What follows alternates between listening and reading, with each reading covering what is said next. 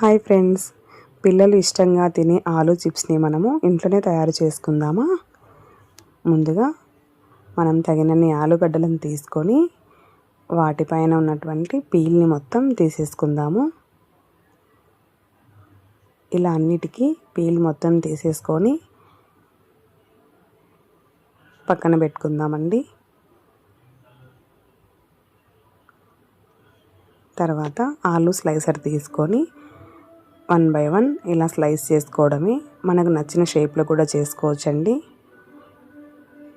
కింద జిగ్జాగ్ షేప్లో వస్తుందండి స్లైసర్లో. తర్వాత కూల్ వాటర్లో మనము ఆలూ స్లైస్ని చేసుకున్నాం కదా, అవి వేసుకొని కొద్దిగా సాల్ట్ వేసుకొని కాసేపు పక్కన ఉంచుకుందాము.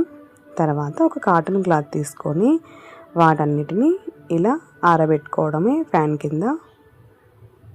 ఇలా చేయడం వల్ల ఆలు అనేవి మనకు ఆయిల్లో వేసినప్పుడు అతుక్కోవండి. ఇలా నీట్గా ఆరిన తర్వాత మనము వీటిని తీసుకొని ఒక బౌల్లోకి వేసుకుందాము. చూడండి, ఈ మాత్రం ఉండాలి ఆలు అనేది. తర్వాత ఆయిల్ని బాగా హీట్ చేసుకొని ఆయిల్లో బాగా డీప్ ఫ్రై చేసుకుందాము.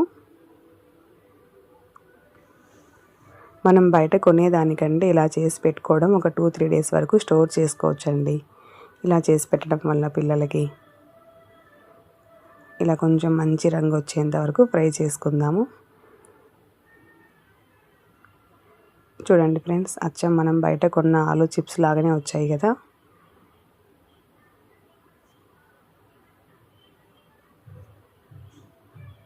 అంతే అండి, వీటిని తీసి ఒక బౌల్లో వేసుకుందాం.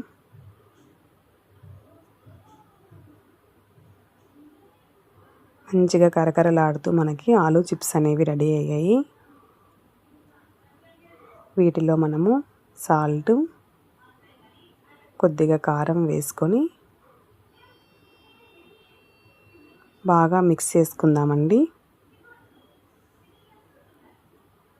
ఓన్లీ సాల్ట్ వేసుకోవాలనుకుంటే సాల్ట్తోనే తినచ్చు.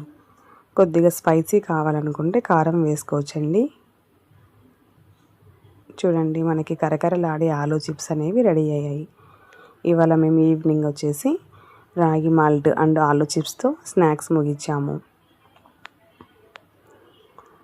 ఓకే, డూ సబ్స్క్రైబ్ అండి. Thank you.